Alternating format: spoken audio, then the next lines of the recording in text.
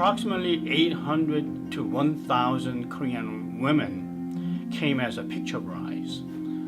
And picture brides is simply through exchange of photographs.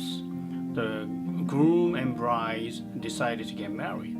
And it was not unusual at the time. It happened quite frequently back then, early 20th century. And the picture brides became the foundation of Korean American community. Because of their arrival, Korean American community became much more stable and have a family, children, and a community. And sense of community evolved with arrival of these women. And their contribution, their sacrifice is the foundation of building the larger Korean American community, and their contribution should be greatly recognized.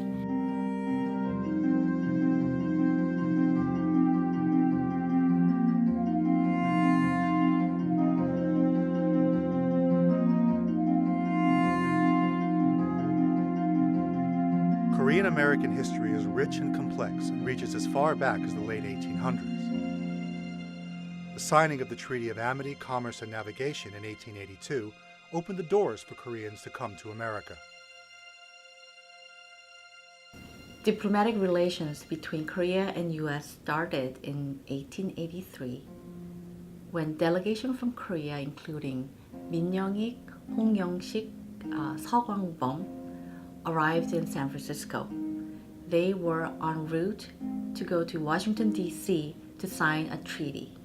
Afterwards, a small number of merchants selling Korean ginseng arrived in San Francisco, but they were having difficulty settling in the area, mainly because by then there were strong anti-Asian, anti-Chinese, and anti-Korean sentiments in the region.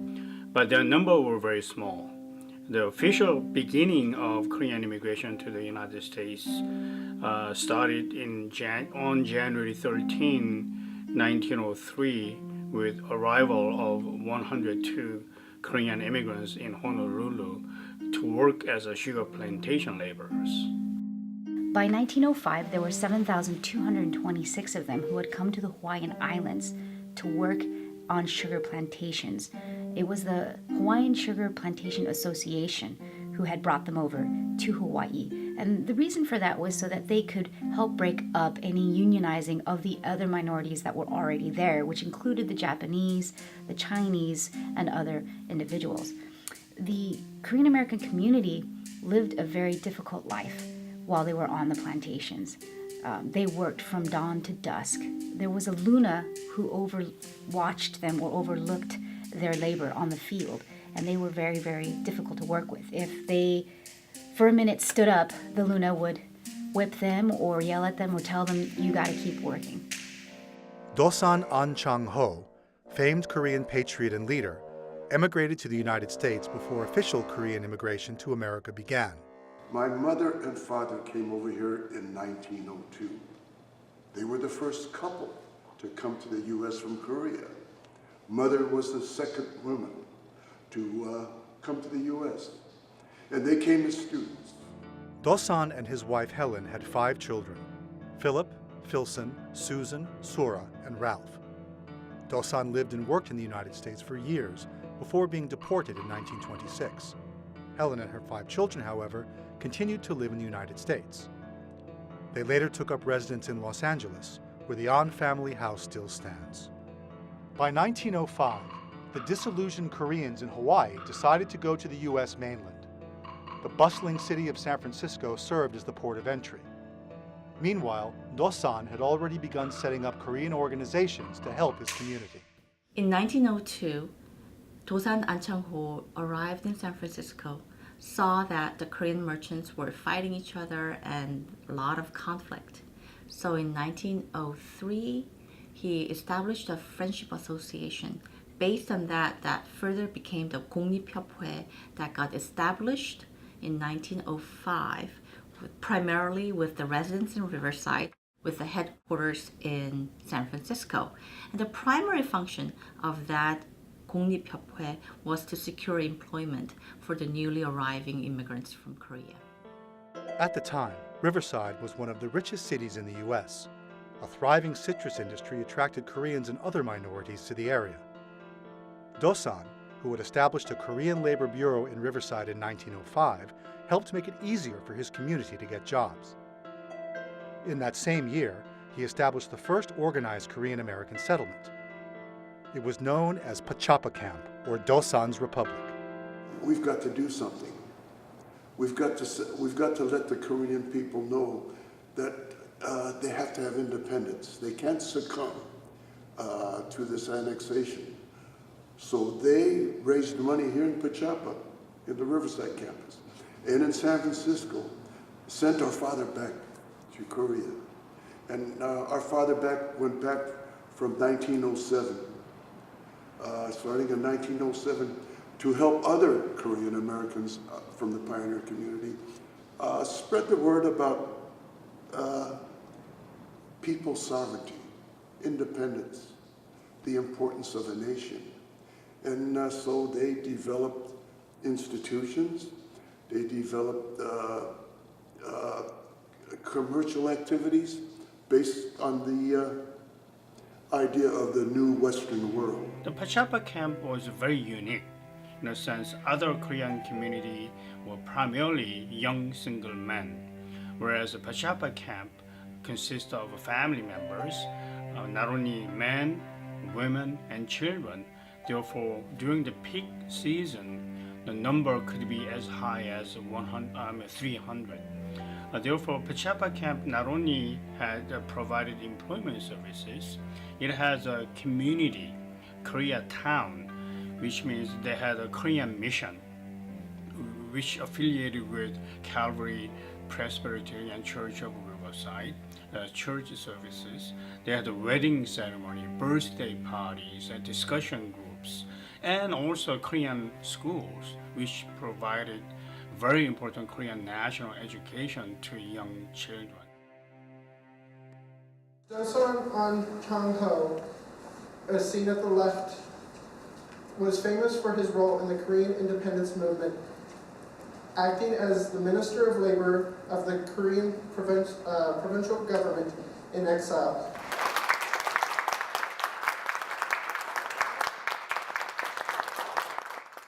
The story of Pachapa Camp was a little-known tale until recently. On March 23, 2017, the city of Riverside designated the site of Pachapa Camp as its first point of cultural interest and raised awareness in Korean American history. During the early 1900s, Koreans living in the United States spent much of their time working for the independence of Korea, which had become a protectorate of Japan in 1905 and was formally colonized in 1910.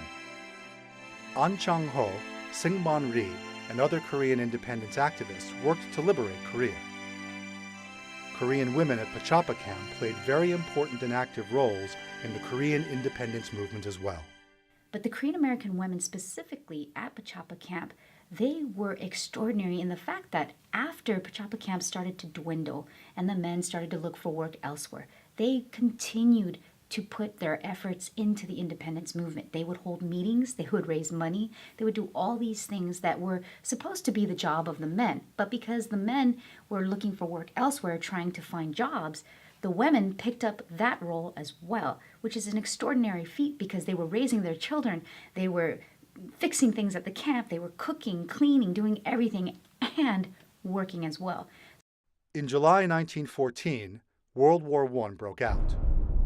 The war would bring with it new technologies, including airplanes. This would later inspire the Korean American community.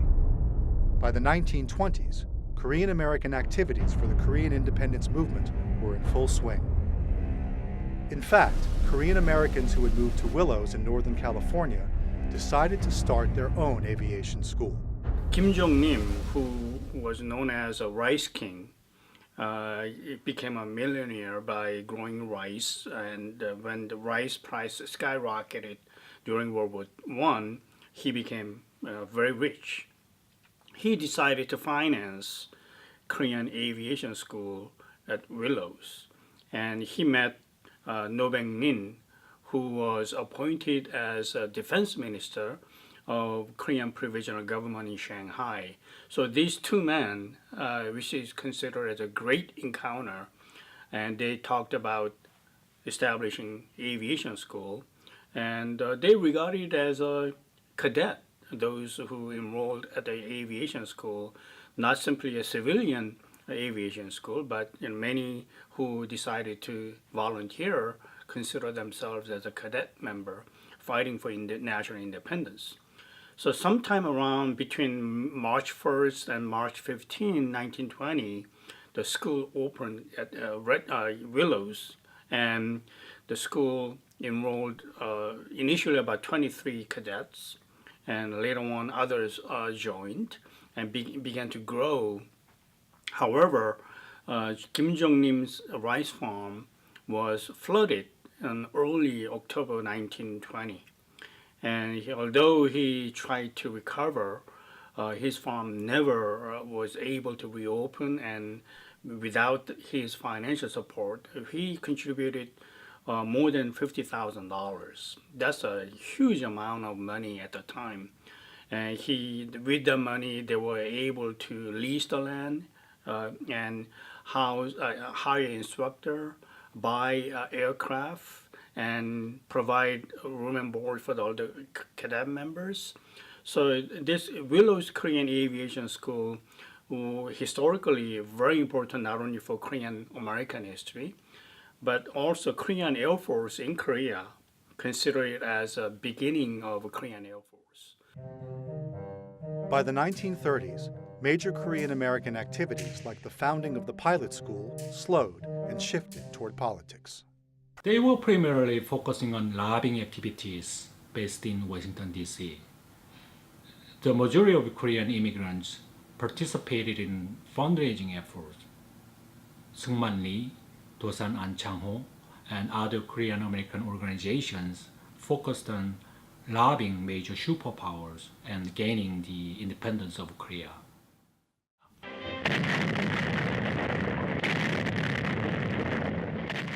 On September 1st, 1939, World War II broke out.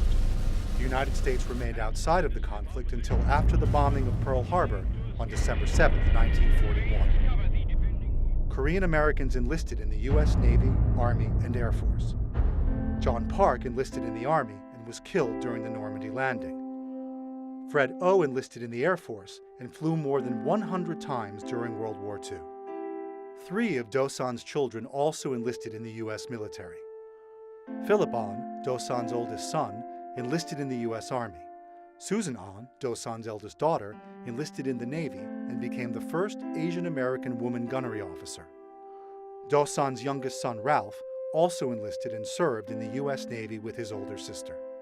Going back to the beginning of World War II, all of us Koreans in the community were excited. Of course, war is terrible, but this would be the chance for Korea's independence, of course. So practically every able-bodied fellow was in the service. The most famous of Korean American military war heroes who served during World War II was Colonel Young Ok Kim. Young Ok Kim is known for being one of the greatest soldiers in American history. He is most famous for his accomplishment as someone who went through so-called battle in Anzio.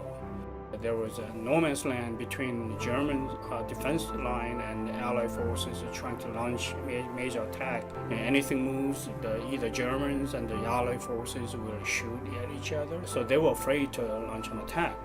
But Young Ok Kim volunteered.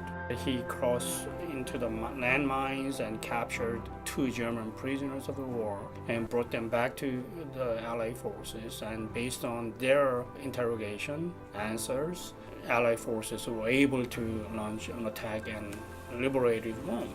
So that is one of the greatest story actually about it. Young Ok's wife was also in the U.S. military as an Army nurse.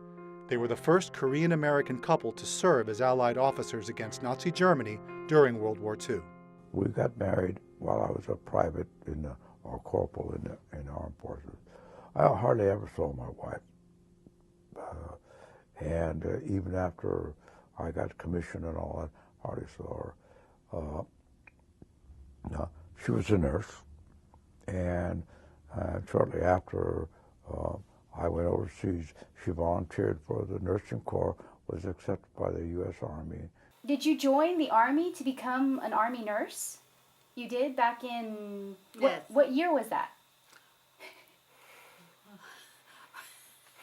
When was the war? That's right.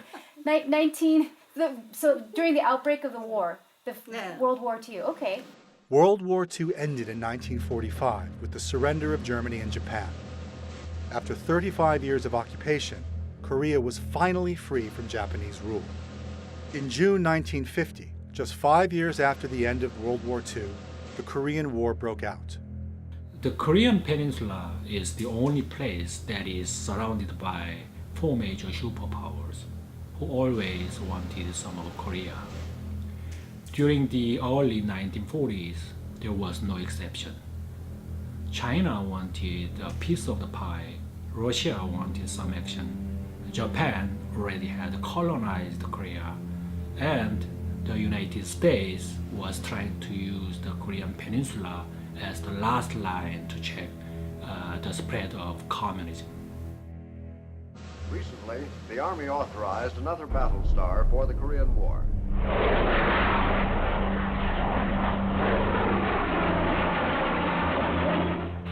The Korean War was inevitable. At the time, most Koreans had two aspirations. Number one, unify Korea. Nobody wanted a divided Korea.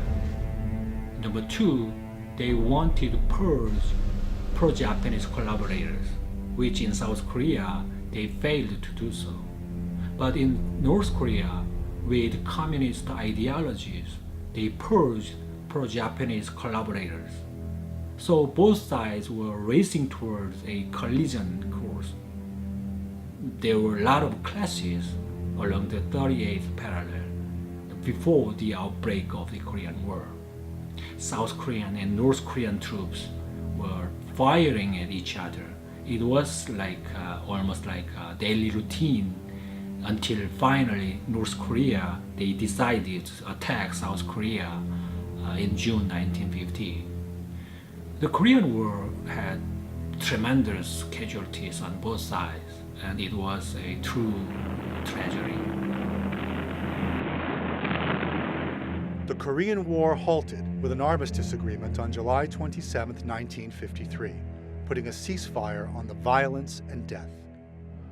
The Korean peninsula would remain split at the 38th parallel, and the area, known as the demilitarized zone, became the most heavily guarded border in the world.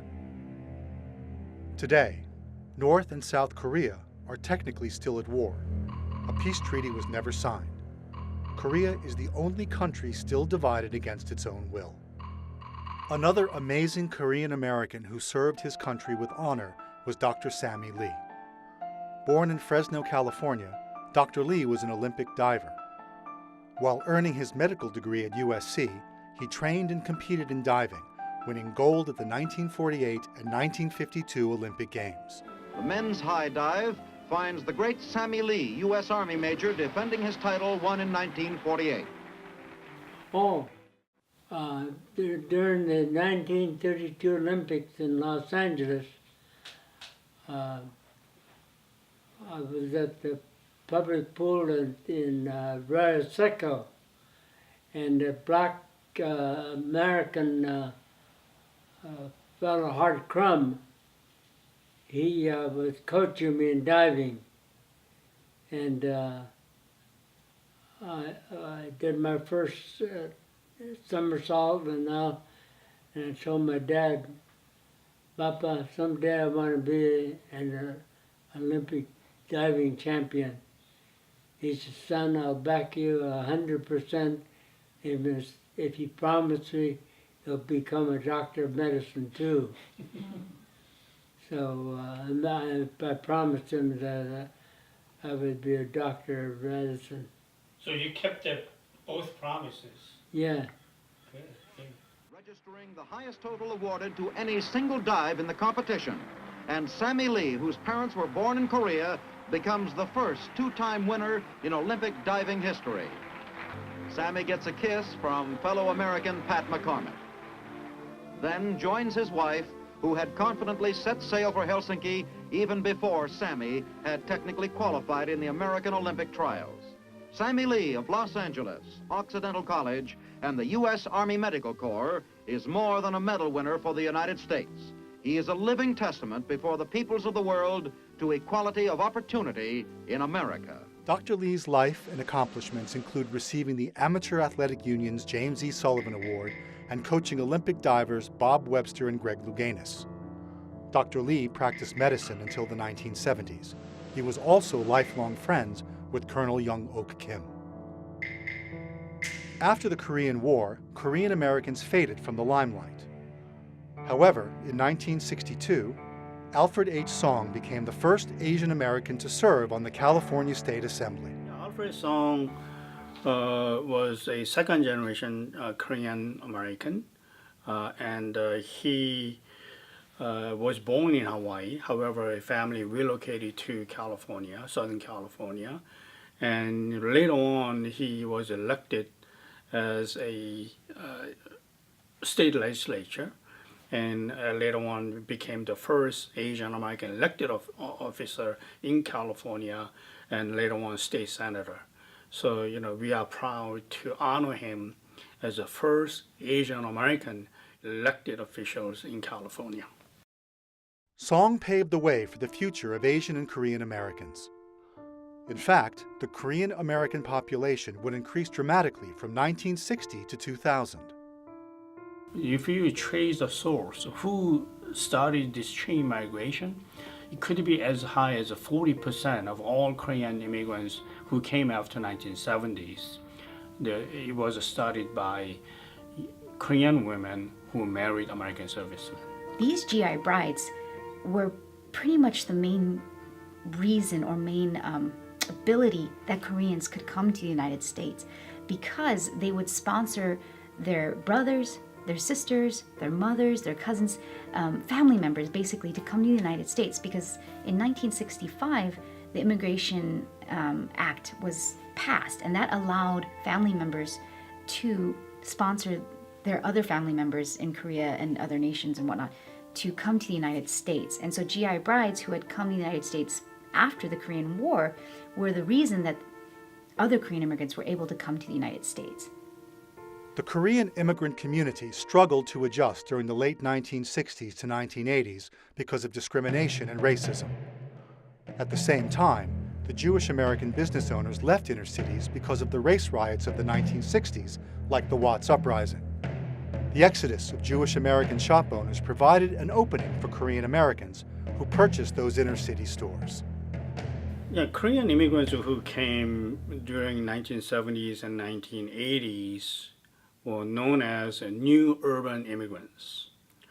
Unlike traditional immigrants who come from poverty-stricken, low-income, farming background, these Korean immigrants were highly educated, urban background, a managerial background, or skilled middle-class background.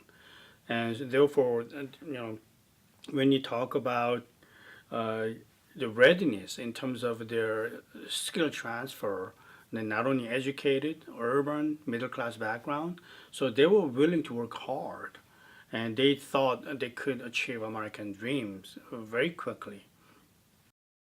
One of the ways Korean Americans coped with their situation was attending church. In fact, Korean Americans are unique for their church-centered lifestyles.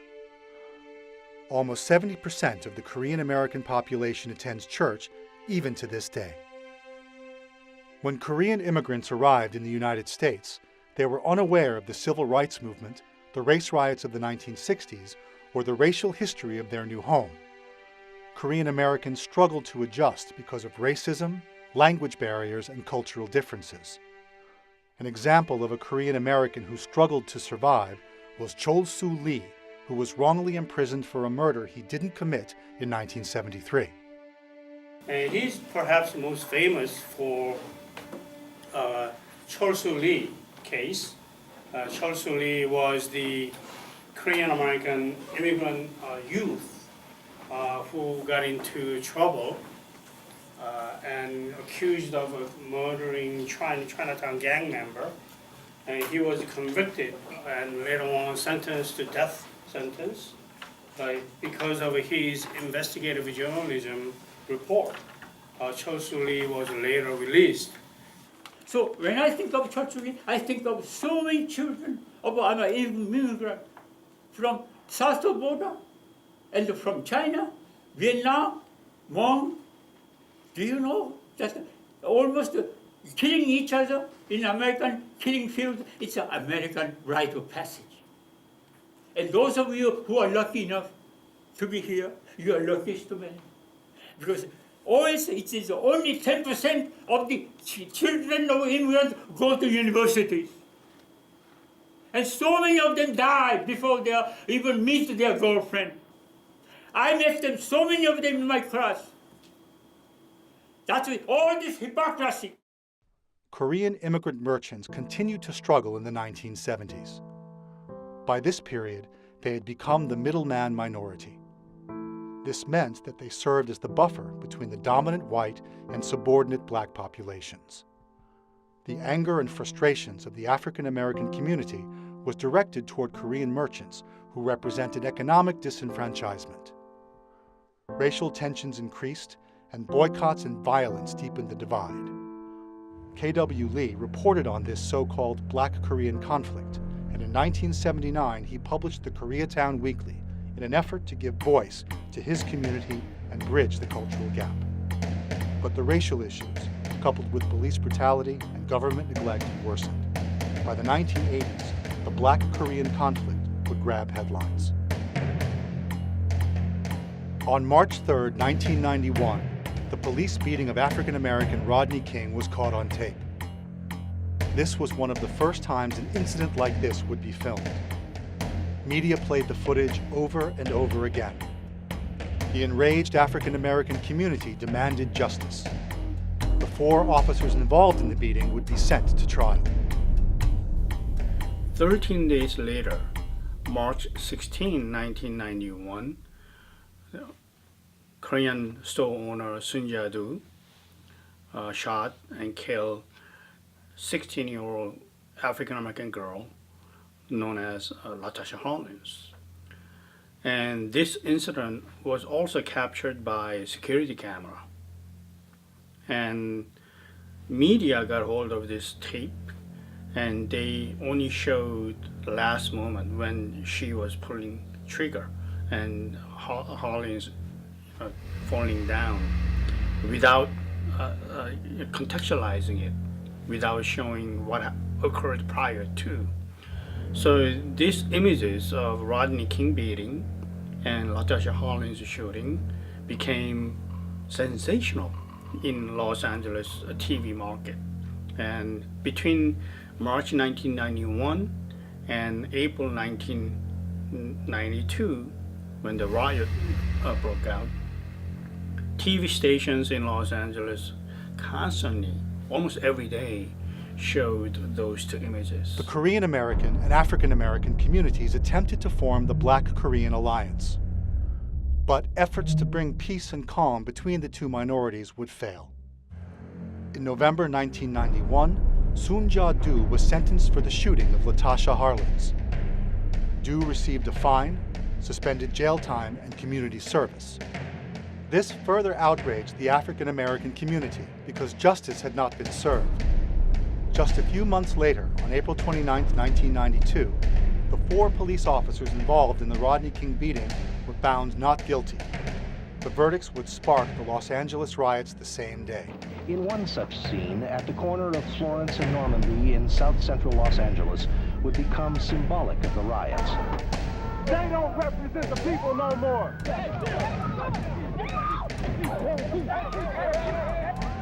The violence spread like cancer cells to other cities such as San Francisco, Seattle, Atlanta, Minneapolis, and Chicago. The madness and mayhem in other places did not compare to the scenes in LA. During the violence, Korean American businesses were targeted by looters and rioters. The unrest decimated the Korean American community, whose businesses and dreams went up in smoke. Korean Americans were left to fend for themselves.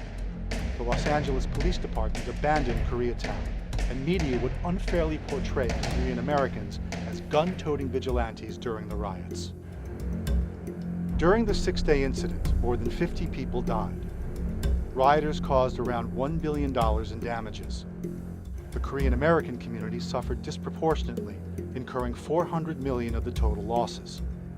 More than 2,200 Korean-owned businesses were damaged, looted, or destroyed. One Korean American, Eddie Lee, died during the civil unrest. The April 29, 1992 LA riots marked a turning point for the Korean American community, whose identity was born or reborn that day. The wake-up call was a watershed moment for Korean Americans who realized they had to participate in politics, give back to the community, and bridge cultural gaps through coalition building. Okay, LA City imposed all kind of restrictions to the victim liquor stores and grocery stores. Instead of helping them out, they further limited their function so they could not recover. Korean Americans spent the next decade raising their voices. Today, the Korean American community has significantly more representation in local, state, and federal politics than it did prior to the LA riots. Senator John Lim of Oregon was elected in 1992. Jae Kim became the first Korean American to serve in the United States Congress in 1993. Suk-hee Kang became the mayor of Irvine in 2008. Young Kim was elected to the California State Assembly in 2014, and in 2015, David Ryu was the first Korean American elected to the Los Angeles City Council. The popularity of Korean culture hit mainstream America hard around the early 2000s. Suddenly, Koreatown became a hip place to eat, as interest in Korean food was spurred by trending K-drama and K-pop. Korean actors like Steven Yeun and Sandra Oh also heightened interest in Korean culture. This Hallyu wave helped bridge cultural gaps, and Korean Americans became more visible and accepted.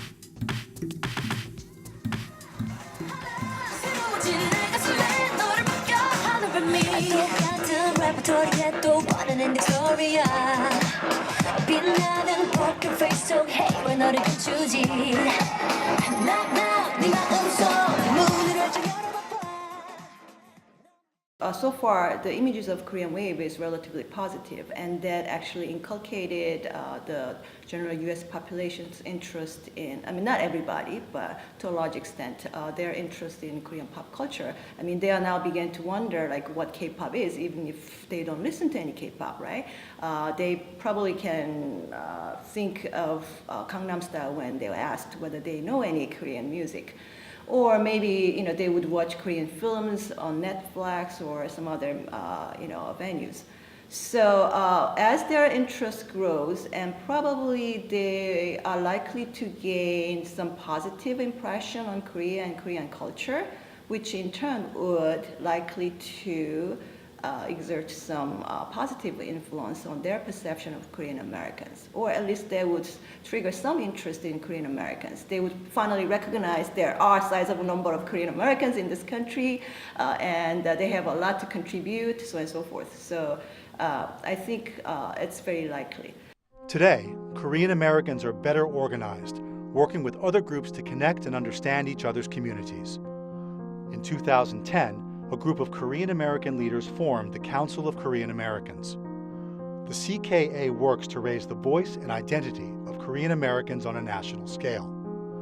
Korean American students excel in school and professional fields. The success and visibility of Korean Americans has increased dramatically since the days of the 1992 LA riots. However, this small community of almost 2 million still faces many challenges. Undocumented workers and students are subject to deportation and poverty. The working Korean immigrant class continues to struggle to make ends meet. Meanwhile, the older Korean American generation, senior citizens, also struggle to survive. We are having a growing number of third-generation Korean Americans who are the descendants of the post-1965 immigrants.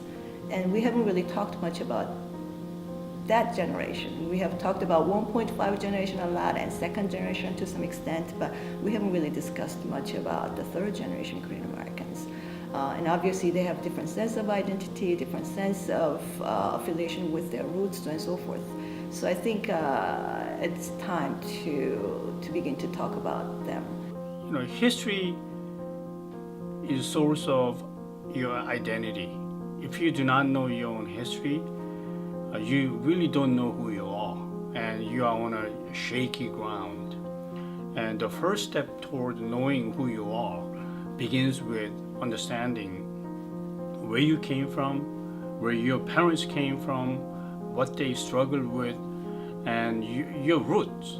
And the Korean American history, therefore, is foundation of creating Korean American identity. Also, the Korean American population has growing even more diverse because now we have influx of different Korean diaspora populations, including Korean Chinese, Korean defectors, so and so forth. And there have been some kinds of hierarchy or divides between the Korean Americans and the new types of Korean diaspora immigrants.